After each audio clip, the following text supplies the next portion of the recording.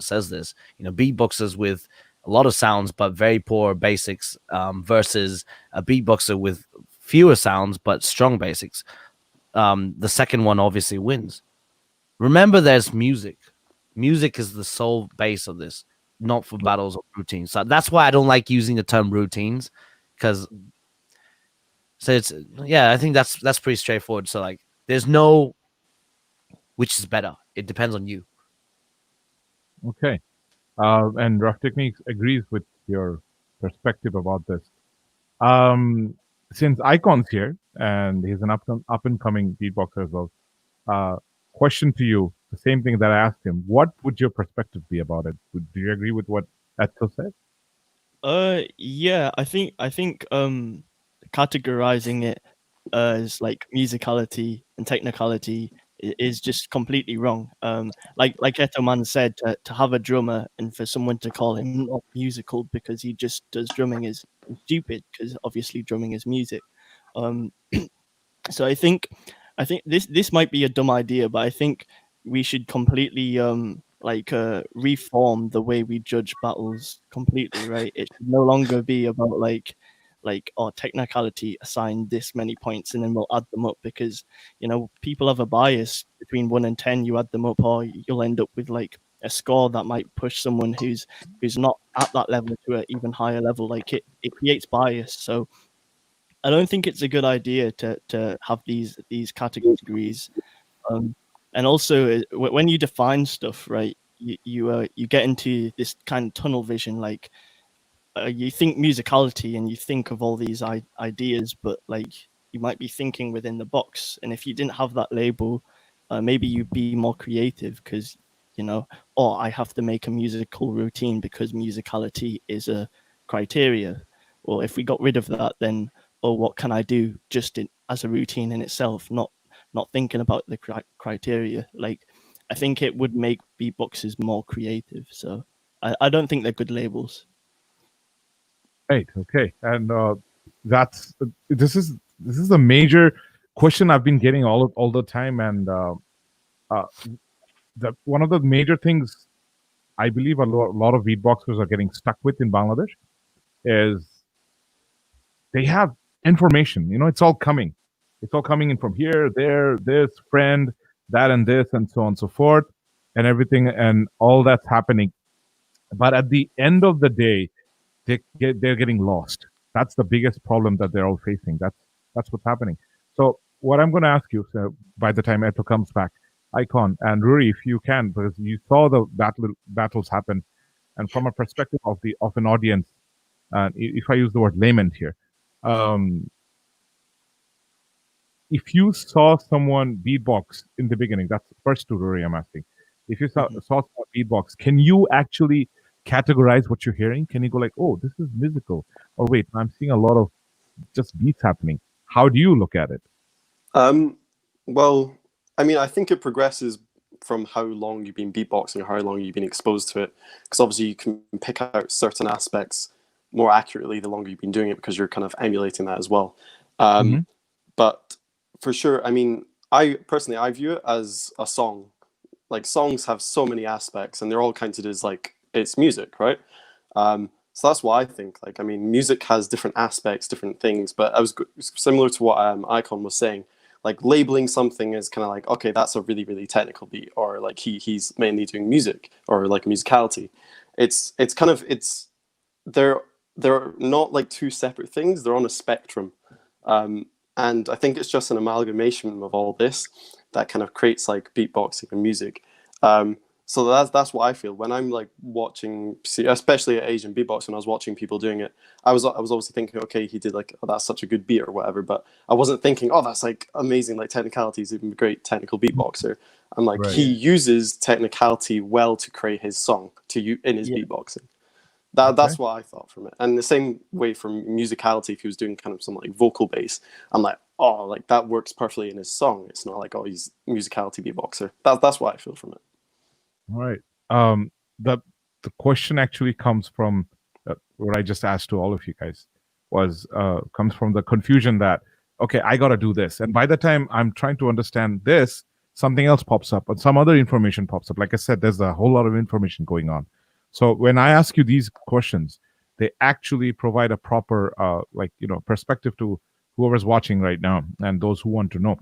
Um, Generally, the biggest problem any of the local beatboxers face is the person that they're asking. If it's not a beatboxer, he, she, whoever it is, they kind of just get an idea. You just have to do like a fourth thing and just do a basic sound, and that's it. Beatboxing is done. But how important is it for any one of us to actually listen to multiple genres to understand, even if we don't go into music theory, to understand a lot more about, okay, maybe this is my vibe. Oh, maybe I'm going to be into drum and bass, and this is how I beatbox. That's the type of sound I do. How important is knowing genres or listening to various types of music? Can I start? Eto, yeah, please. It is of course important, but that's only if it's important to you. I have two points to talk about here. One is a lot of people focus so much on style. They go like, how do you have your own style? How can you be unique?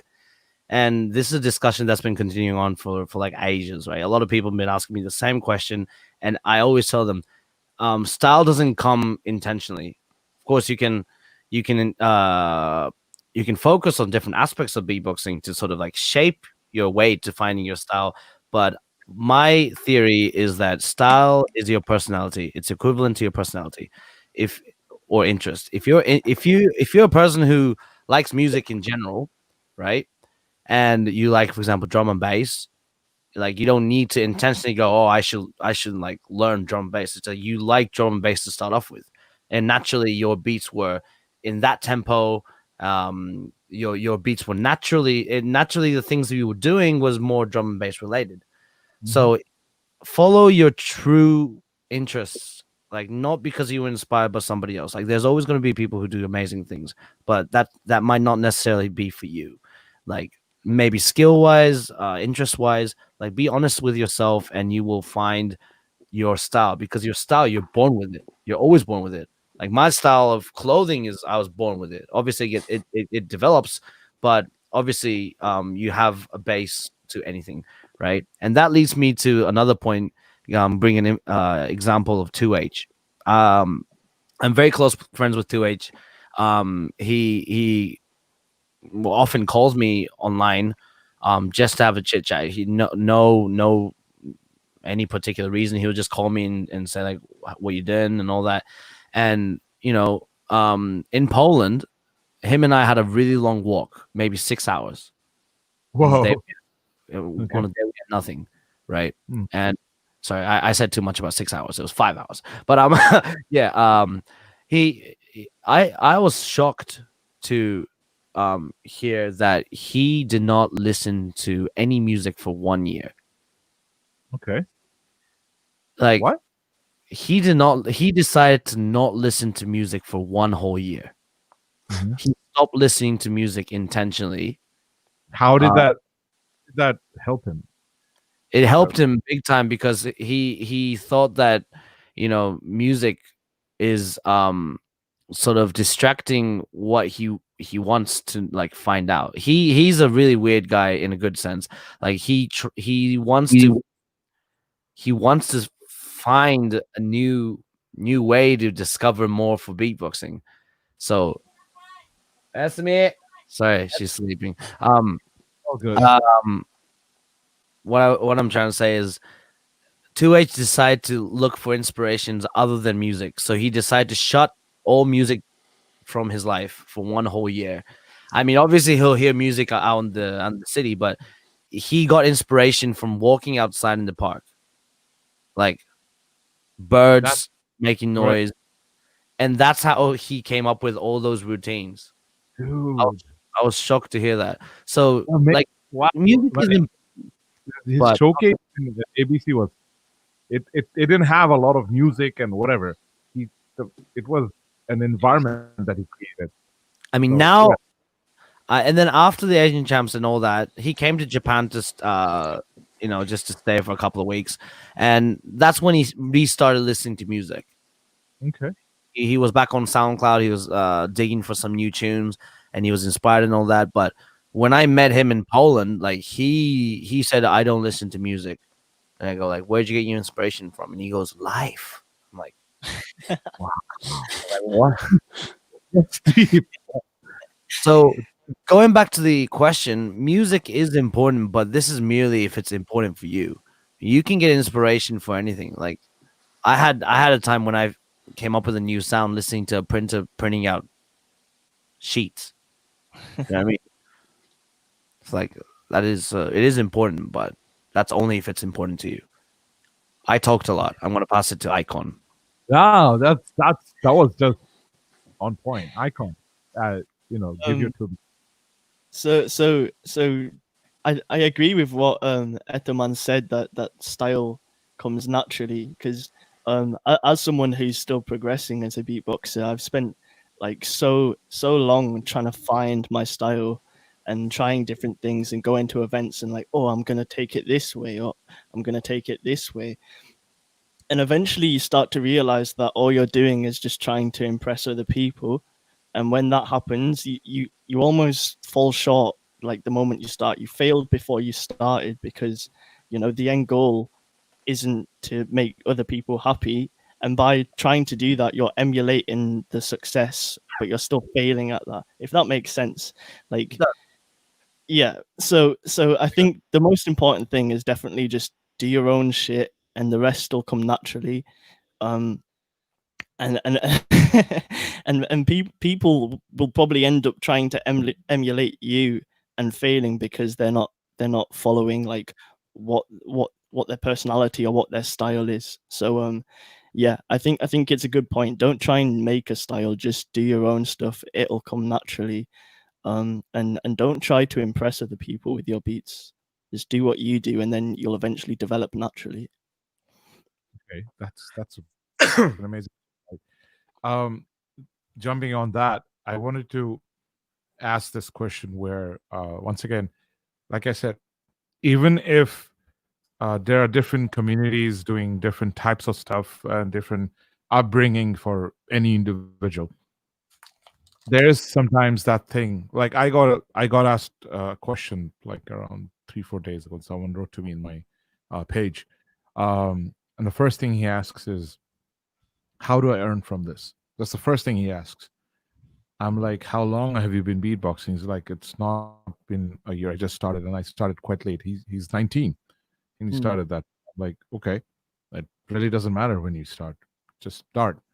Yeah. But his point was, how can we earn? There's a difference because, for example, Gene. There are videos of Gene and other beatboxers around a lot of places. Dub effects, for example, basking. Right? He busked, and I was inspired by some of the stuff he did, and I'm sure busking is allowed in Japan as well, if I'm not mistaken. And It is accepted, but it's very limited. Like police will come super fast. all right, well, you have someone like Ed Sheeran starting off with busking and everything, but that does not happen here. You can't just busk in Bangladesh. But Oh, I'm no not way. saying yeah, you can't. I'm not saying that's the source of your income. My point to him was it's just something that just popped up right now. Okay, I said popped up and he pops up. Good timing. Sorry about that, internet. Yeah, all good, all good. When I said pop, your name just popped in my screen. Um, what I was going back to was I was trying to explain to him that it shouldn't be your focus right now because over here, beatboxing is still alien. Yes, we have a community. Yes, we have, a hell lot of beatboxers. Whatever the levels are. 5 years back, when me and Ettoman, when I first talked with you, I didn't even know I'd meet anyone beyond 14 beatboxers back then, but I did. 2 years before we got to meet or talk or whatever, I didn't know if there were other beatboxers. There were a handful, but right now we have so many and so much is happening. My question is, what would you advise to these individuals who the first thing they ask is if you can earn from it? Because a lot of beatboxers actually ask me that. A and B. Sadly, some of these beatboxers, not all, some, very very few, just they're stuck with BTK. That's all they do. The influence that they get around, this is not just in Bangladesh, it's around the subcontinent as well. The influence that they get from around is, oh, that's great. I love what you're doing. But the person who's saying it don't know much about beatboxing. They just know, oh, that's amazing. And he thinks that's it. That's the epitome. That's the best. I shouldn't go beyond that. My friends love it. I'll earn from this. Boom. Believe it or not, they earn from it. And that discourages the people who are actually trying to beatbox. They're like, what's going on? So, what would you have to tell anyone if that is the goal, or if they're stuck in that one range where the basics is what they have and they're not doing much about it? It's a long question, I know, because I get this question a lot. I think this goes with anything in the world, whether it be football or whether it be sport or I don't know, whatever you do, any workplace. I think everything's a marathon. Do you know what I mean? There's nothing happens like that unless you're like Justin Bieber. Do you know what I mean? Okay. Well, what I'm trying to say is, of course, there are cases when people get scouted for being, to be like, oh, you're a great singer, I'm going to make you big. But what I'm trying to say is, whether it be beatboxing or whether it be you want to earn from YouTubing, everything's a marathon. You might be able to earn from it, maybe not. If earning is your sole purpose in doing beatboxing, then, well, I guess you'll have to sort of see how you can monetize whatever you're doing. Do you know what I mean? There's always different ways. I mean, you can be a beatboxer and you can earn off YouTube. You can be a beatboxer earning off busking, like you said. You can be a beatboxer winning all the battles overseas and getting the cash prize and live off that. I'll interrupt you here. The first two things don't happen here. The YouTube in our country, you just don't. It's not easy to earn from it at all. It is absolutely tough for some odd reason. And I guess the YouTube office and whatever, I don't know. It's something about the A. And B is just jumping into the music industry with beatboxing. It doesn't happen. Even Japan, South Korea, Indonesia, America, Justin Timberlake beatboxing, it's in his official record, and so on and so forth. Every one of the there's an anime in Japan where the guy's beatboxing and going on. My point is, it's all over in the pop culture. It's there in media. It's not that easy in Bangladesh. It's still tough. If we grow and do better, that thing pops up. So there's absolutely not an easy way to earn money here. My question would be, how would you go to a point where you actually kind of stick to growing first and thinking about what comes in later, and not focusing on, oh, I need to earn, then you're just stuck in BTK.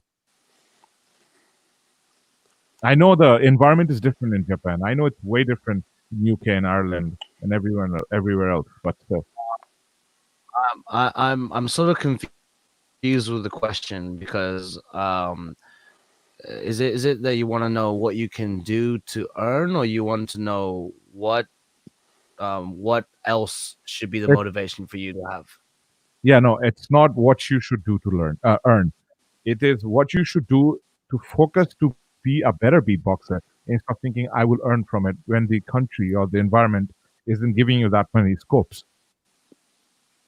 I mean, I would say that like where you're born, where you're brought up with doesn't really matter. Like that's nothing to do with your passion, right? It really, you need to ask yourself, how deep are you willing to go with beatboxing? You know what I mean? Like people like Tatsuaki, he's given up on every other aspect of his like working career, like business career, because he wanted to focus on one thing, and that was beatboxing. And his initial plan was not to like figure out a way to earn money. His initial plan was to just keep beatboxing until he grows old. And just so happened that he was reached the point where he became the 2016 champ, and he got offers from like TV and blah blah blah. It was just that it just so happened that he was in Japan and that kind of offer.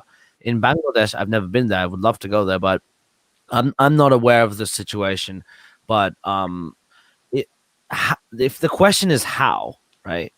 Then why not travel to a different country? For example, why not?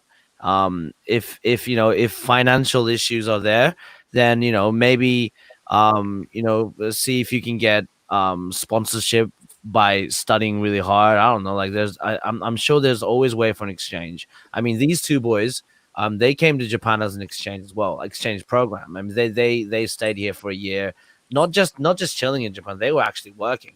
I mean, they were actually teaching people and At stuff. very young age. That's what I told the beatboxers here. I mean, like they were good examples for that. and and I think that's it. Like you look at Chung Bao, like he wasn't on this podcast on this Previously, previously, yeah, and he was saying, I've only watched a little bit of it, but previously, no, not previously, sorry, he's from Vietnam, but because he was into visual graphics, he decided to go to the States. Do you know what I mean? I mean, right, I'm sure that with his creativity, he would be able to live off beatboxing and like graphics in Vietnam as well. But compared to the States, I'm sure that the scene, the graphic scene or the beatbox scene is, there's less chance to live off beatboxing in Vietnam than it is in the States. He'll have more chance. So depending on how deep you want to get into beatboxing, you'll know where your goal is. So right. that'll naturally take you to next place. Dhruvox pointed out it's not about earning money, but still we're underappreciated than the other culture of music. Why I understand why it's difficult for you to kind of understand the perspective in Bangladesh, as you mentioned. Obviously, it's very understandable, is because in a lot of place, even in 2020, if not all, they think it's taboo. They think, why are you making sounds with your mouth? That's a question asked, and it's not anywhere in the culture of the media. And even though an instrument called tabla has this thing called bol, where what you're playing, you literally say it, and then you just play. So you kind of do the same thing, but the mass, they're not used to it. But this has been around for centuries in this subcontinent, at least. And what I'm saying is, we get blocked in every single aspect. And then somehow, like what Beatbox Bangladesh is doing, we're like, oh, see, we are weirdos just like you. Join us, And they're like, wow, they beatbox too. So they have an outlet. But in other cases, parents go like, you shouldn't do this. This is not with religion. You shouldn't do this. This is bad with medical and stuff like. They get stuck. So even to cross that barrier, just to even think of earning, that's way, way far away. Like the effort of you going to Sapporo to meet Tatsuaki to, do a tag team thing, then him getting offers later on. These don't happen here. It is still way behind. So I just wanted everyone else to know your perspective and how you guys did stuff over there. I know it's different here. When you come to Bangladesh, you'll probably get an idea. If this is merely my imagination, I would never be able to understand how the Bangladesh beatboxers would feel because, well, obviously I'm not from Bangladesh. I never stepped foot there. But my imagination, if I was in a situation like that, what I would do is, if beatboxing was the biggest priority in my life, any stage, right? I would focus on my other aspects of life to making my beatbox prioritized by other people. What that means is if I need to leave the country to pursue the beatbox dream, whether it be go to Japan or whether it be go to I don't know, like Europe or States or wherever you feel like, right? I would take the effort, start doing part-time work, study, whatever, just for the sake of beatboxing. I would take up on anything to achieve living overseas if that's the case. I'm not saying don't get me wrong. Like I have a lot of respect for the Bangladesh community, and I think it's such a waste when beatboxing is still so new and that people around you are not too appreciative of the art. But that's that's a given in Bangladesh. That's already a thing that's there as a default. Like in Japan, we have other expectations that we have to provide for the for society. Like it is 2020, but we still have families who are extreme about teaching their kids to be doctors. You Right. know, a lot of massive education and all that. But people that keep beatboxing until the end, we have all faced problems with our families, with our friends telling us to shut up, telling us that you're not gonna make it, blah blah blah. And you know, I'll leak a story about my family. When I got the tag team champion title with Tatsuaki, Tatsuaki gave his parents a ring, and he said, "Look, I you know, they were watching live stream, so they knew, but like, you know, they were like, oh, congratulations to you and Ettoman. We're so proud to be your parents, blah blah blah." They were so hyped. I called my parents and they lived in Indonesia at the time, and I said, "Yo, I'm the new tag team champion of Japan." And the first thing my mom said, and this was a joke apparently, but it really hurt me, was she said, "Oh, but you probably won because Tatsuaki's good at beatboxing." Ouch. It is. And this is a Japanese parent thing. Is they're not being extreme, they're not being mean. Um, it's their way to joke. You know, it's really difficult to understand, but my image is let's say the Caucasian families. I would say when parents talk about their kids, they'll be like, "Oh, my child knows how to play basketball. My child knows how to play cricket or whatever," right? But in Japan, a lot of parents would say, "Oh, you know, my kid's stupid. Like, uh, he doesn't have any talent. Blah blah blah. I'm so jealous of your kids." It's just the way we communicate. It's It's the other reverse psychology in a way. it's reverse technique. Of course, their parents don't think their kids are stupid. It's just a way to sort of approach other people so that you don't disrespect their family. Do you know what I mean? It's and because as much as my family was international, the core values that my parents had were solely Japanese. So it was my mom. Like she apologized to me later on when I complained, but when I first gave her a call straight after the championship, all sweaty, excited, said, "I just won." She goes, but you probably wasn't the one in the spotlight. It was probably Tatsuaki. So she's, as a joke, she said, "You should thank Tatsuaki." I'm going, "Are you for real?" Like, I spent a whole year going to Hokkaido, like going back and forth, spending heaps of cash, and you don't even say congratulations on the first thing. Like Tatsuaki's parents, they were going crazy. So I dropped. I'm going to be honest. I dropped into tears that moment. My dad was like, "Yo, you did it," and all that afterwards. But my mom regretted later on, and she called me later on saying, "I'm so sorry I said that." But yeah, even I, like, people look up to Japan and people look up to the States and all that. But wherever you go, you'll experience something similar. You know what I mean? So going back to the whole what you should do in the case of Bangladesh, like if beatboxing is that important to you and you want to pursue it to the level that you're imagining, like what people call dreams, right? Make the effort to like make that happen. You know, so if you need to study in order to get scholarship, a finance scholarship to go to Australia, for example, do it.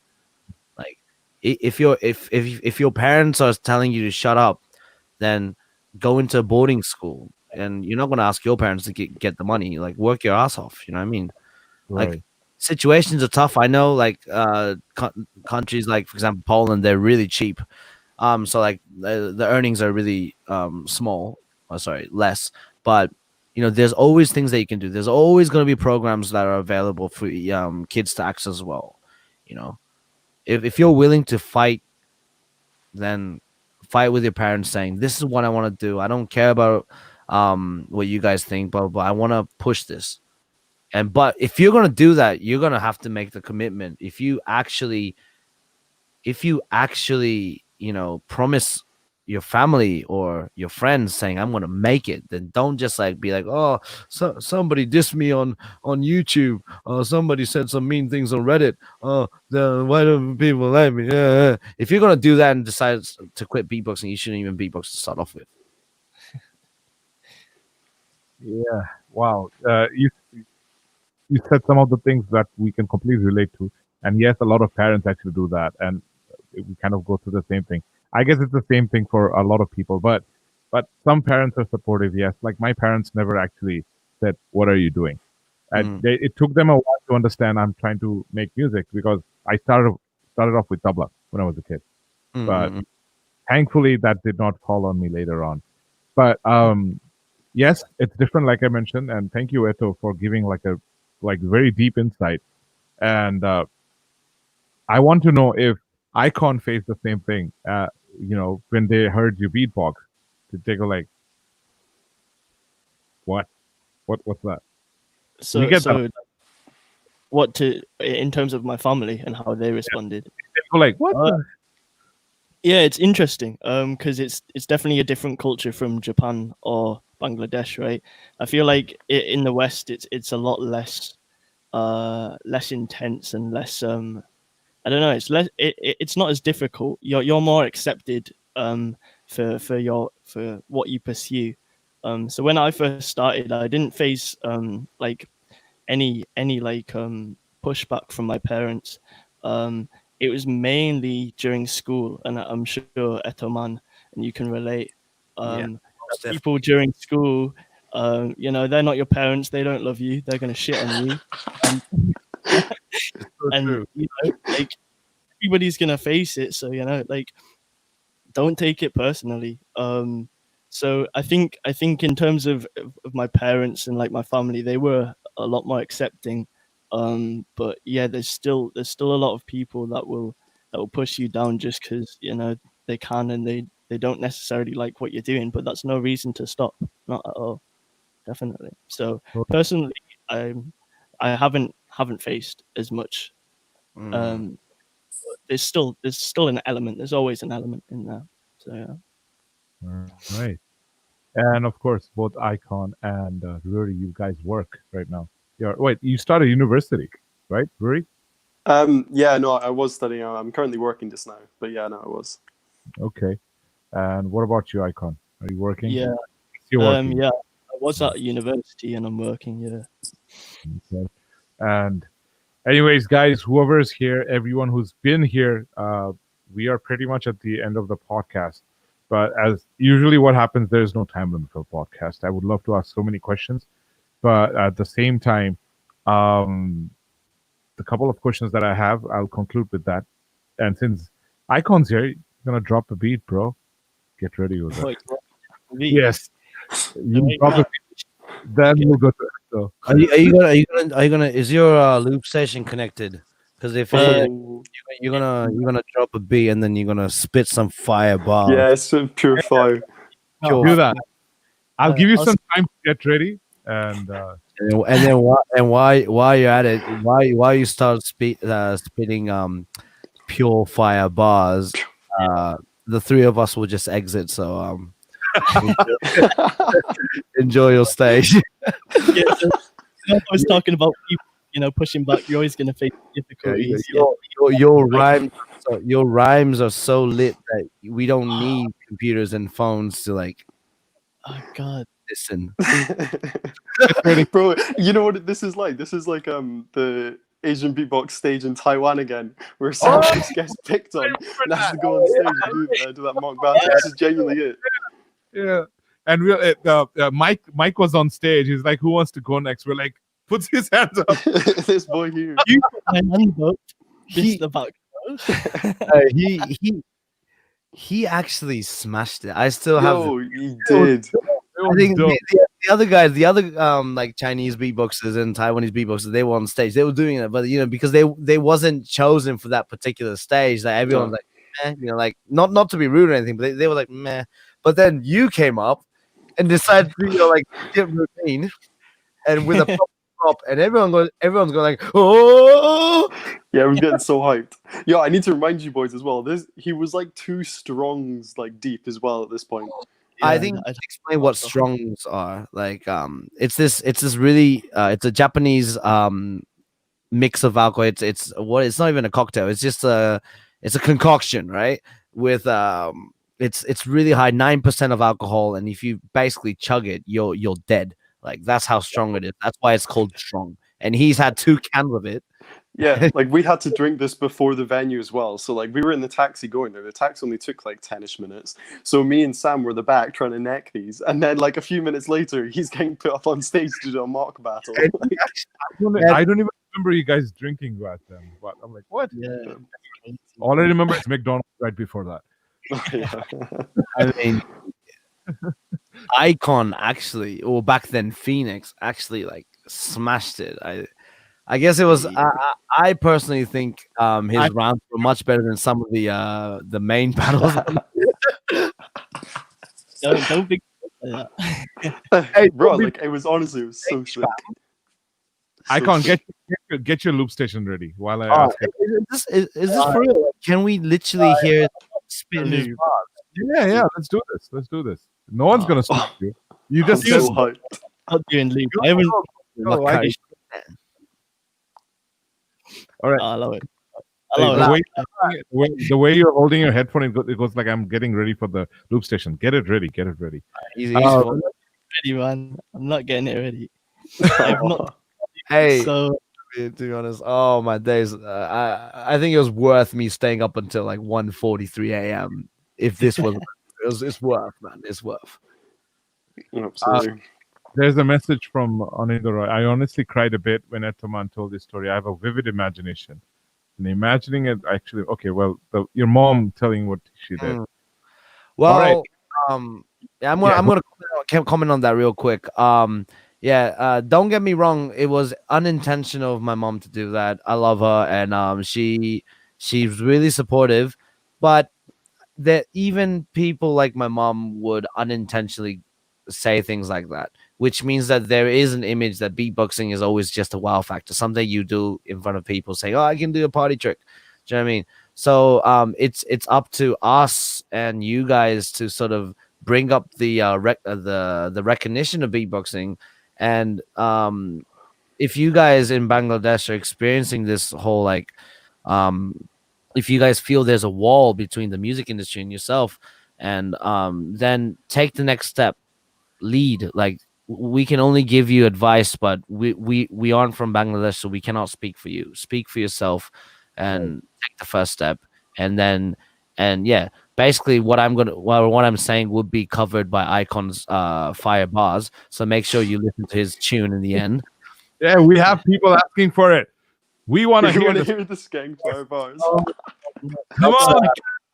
Oh my god! Right, I can't rap. Like, stop. Do it. All right, let's get some Esh and fire bars in the comments. Come on, Get this boy hyped up. Get him hyped up. Give him some fire bars. You do some solo, but not Fire bars, everybody, right now. Do it. In 3, 2, 1. Drop the ball. Okay, while we wait for that, let's answer some questions while he gets ready. All right. He's refusing to do it, man. You already actually have people asking it. Ash, yeah, well, it's coming in. Icon, it's coming in. And there you go. Lots of Ash, so you know what to do. While he's getting ready right here, Etto, all these years with, for example, your experience at GBB and the World Champs especially. Oh, this is the biggest Ash we got. That's a lot of Ash. You can't stop. You can't stop over there. What have you? How should I put it? The experience that you had and the type of people that you met, the environment that you've been into, and learning from whatever and all the stuff. How would you think that has shaped you to who you are right now? And I'm guessing the GBB and the World Champs, it was a completely different experience as well, because Europe has a completely like it's a different vibe when it comes to beatboxing. So and meeting so many people from so many countries, and you're hearing different sounds throughout the entire time. The stage itself was absolutely amazing. So, what do you think you've collected from that that has contributed to Ettoman?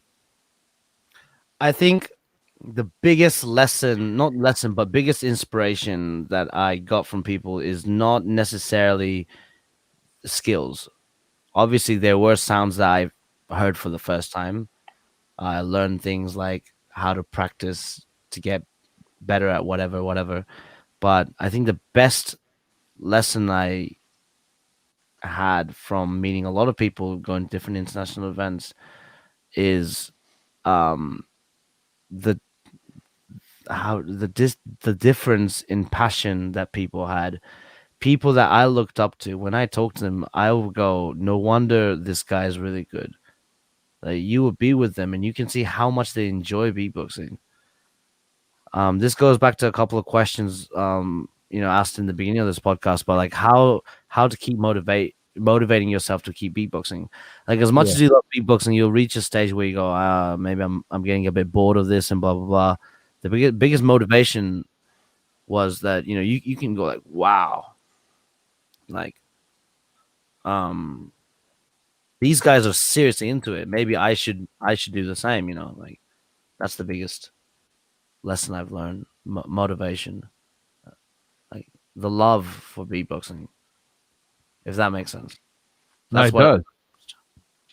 And Icon, you've been to the UK champs, and you've also been to this side of the world. Yeah. ABC. I know UK vibes also a bit different on the other side, and it's amazing. They do it's been 10 years. UK champs. They did a 10-year thing. Yeah, 10 years was so I think it's coming up to the 12th or 13th now. I might be wrong on that, but okay. yeah, 12 years. So, what do you think? How big a difference is there with how it's happening in both sides, and what did you learn from it when you went to ABC? So like ABC was crazy compared to UK champs because and I think you'll find this in most national championships. You'll get unintentionally people will feed off each other's styles, and there's a very distinct UK style focusing on like garage and like D&B and like mainly bassline heavy genres. So a lot of UK peeps have like the same kind of style. And then if you go to Asian champs where you have this melting pot of all these different countries, China, Korea, Indonesia, Japan, all together, and all of the different styles, it makes for a much more interesting event, I think, because when it's not that interesting when you have UK grime versus UK grime, but when you've got Ettoman from Japan facing, I don't know, some other Korean guy, and it's like, it's not only about the country you come from and what you face, it's the style you represent as well. So I think it's wildly different, and I think most national champs and people when battling in their national champs should try and escape from their country style and explore that a bit more. Right. Okay. So the last question before Icon drops his rhymes and stuff. All right. This is for everyone, and I will throw in a country's name. I just thought I should do this, and you tell me what that country represents in terms of sound, in your mind. Okay. Like Japan, it could be like technical, or it could be like like he mentioned grime for UK. So what pops to your mind when I mention a country? So it doesn't necessarily have to be sound. It's just a word. A word, but it has to describe beatboxing. The sound, like Japanese beatboxers sound like this. So you give a word for it. Okay, understood. All right. So like if it's UK, word grime comes to mind. Off the bat. All right. Sure. South Korea.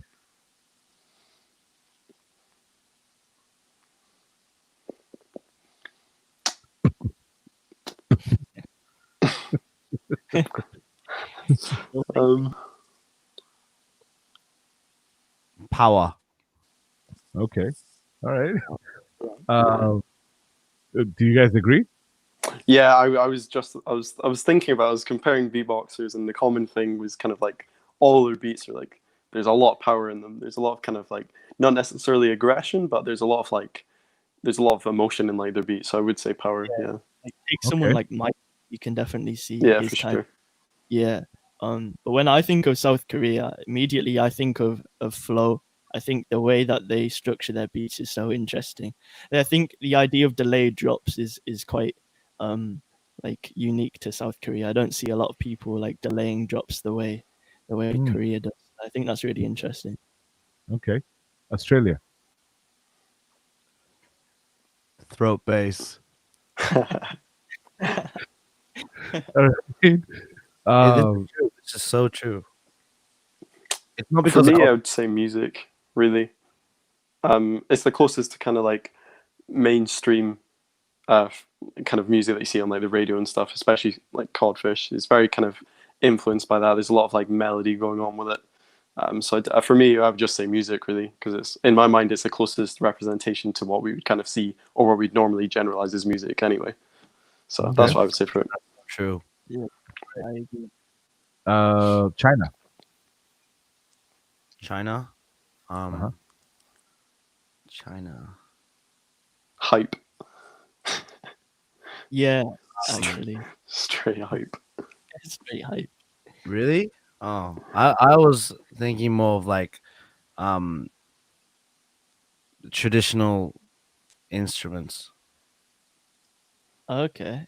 Things Okay. like I think in Asia, like Chinese beatboxers sort of replicate the how do you call it? Those like those Chinese violin kind of things. Yeah. Oh yeah, I can't remember what they called them. Like, I kind of I kind of do that. Like, do you know what I mean? Like that pops up in mind because a lot of beatboxers do that. There was a duo in ABC. There was a lot of throat singing. Yeah. That was absolutely Double brilliant. Oh, Double kill. That was brilliant. it's The- not at all. Sorry, that was 2018, but like, yeah, well, we battled double kill. I thought it was from Mongolia, but but when he did it, that double kill China. You're right. Indonesia. In your base.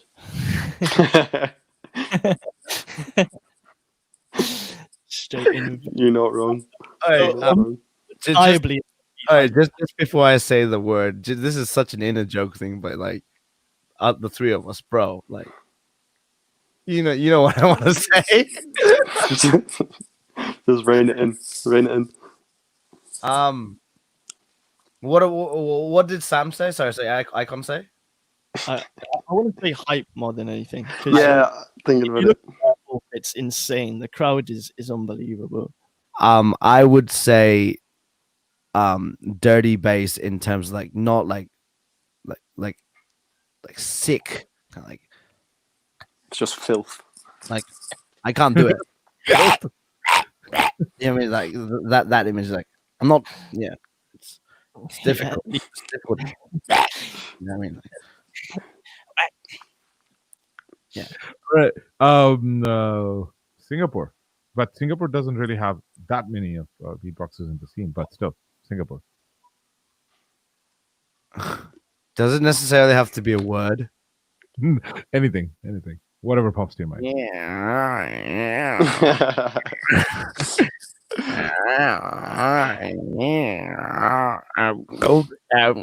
Sorry. France. TKs. TKs. TK. I'd probably say like groove. They've got really groovy beatboxes. Yeah, it's quite funky. Germany.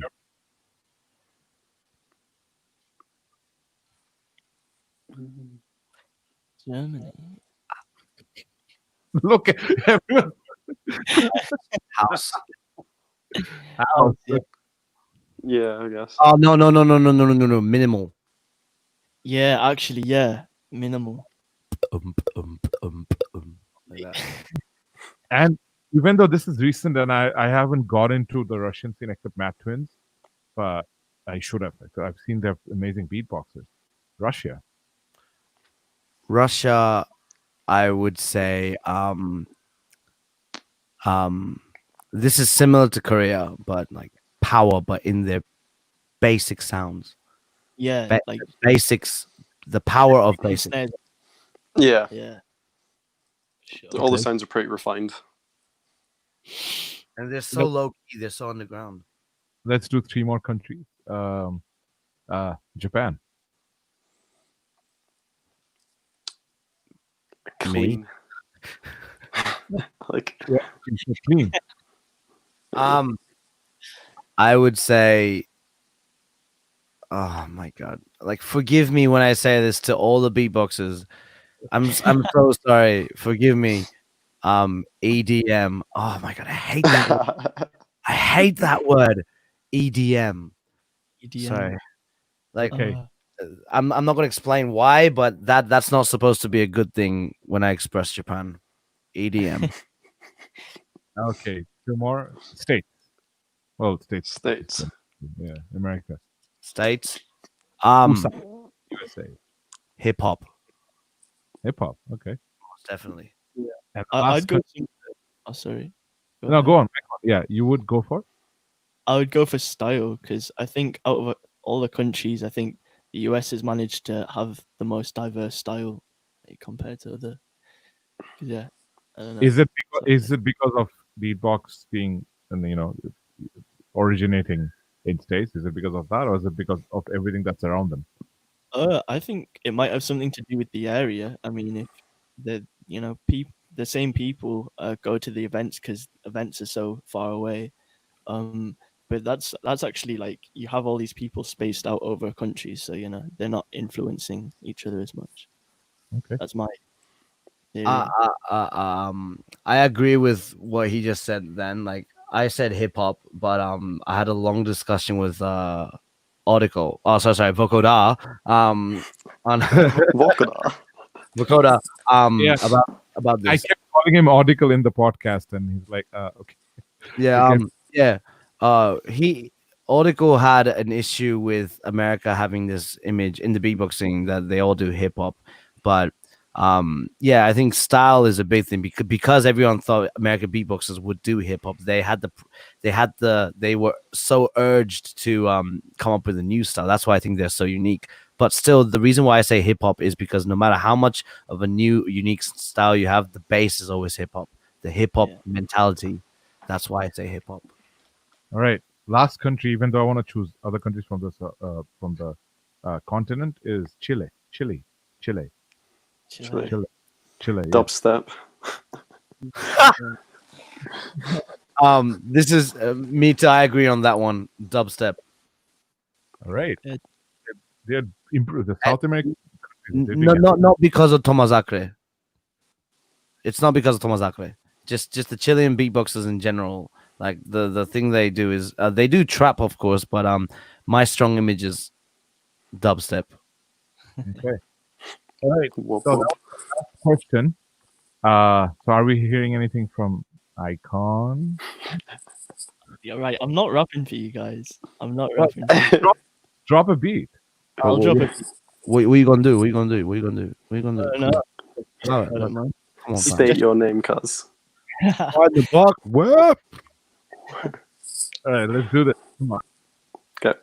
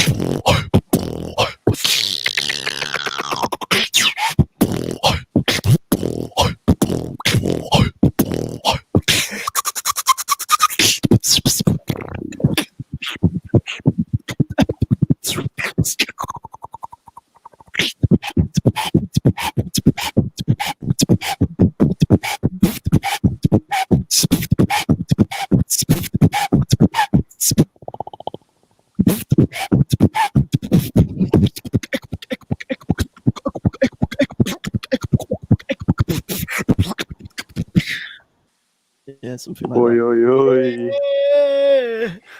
Bro. I was, Alright. I was expecting a little Show bit of a fire. like grime sort of pre-drop phrase before. Disappointed. Easy stuff. Leave it. I'll leave it. Rory, did you pick up anything? Could you Pick up do something? anything? Yeah. Could you just- I mean, like not so much. I'm still need to kind of get routines and everything sorted. I've been working at like what we were talking about. I've just been getting like kind of the basics done. Sam's helping me with that. Just kind of getting everything sorted. I'm slowly building up like patterns and stuff that I can put into routines. But it's far off. I'm not gonna be even close to be doing something. But yeah, no, it's getting there. It's getting there slowly. The idea is Scott jumps this year, right, Rory? He's gonna be big. He's gonna beat Skilla. So Yeah. we would love for you to drop the beat now. Me? No, Ettoman. No, thank God. You were sort of rejected slightly. No, not you, mate. All right.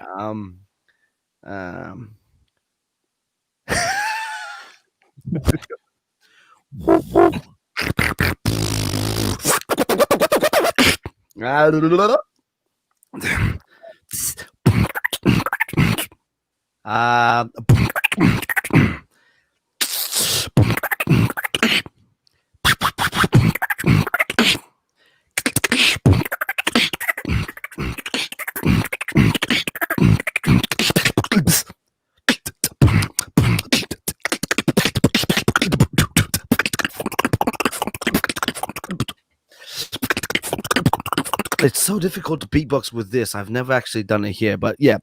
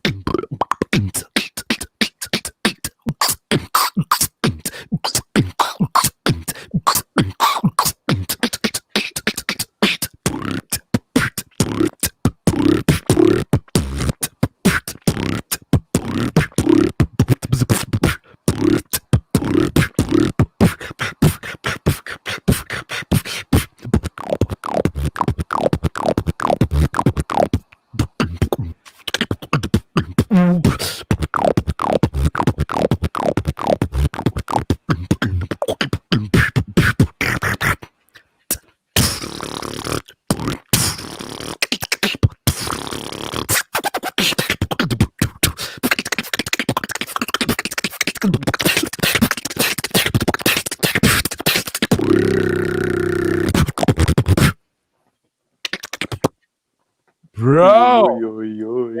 Yeah. All right. Now look at me. Skango. Look at me putting my nose on my mic. This is how much I can smell my spit just from that session. Oh, bro, chill, please. Lovely. Absolutely. All right. Rub your face on it, dirty bastard.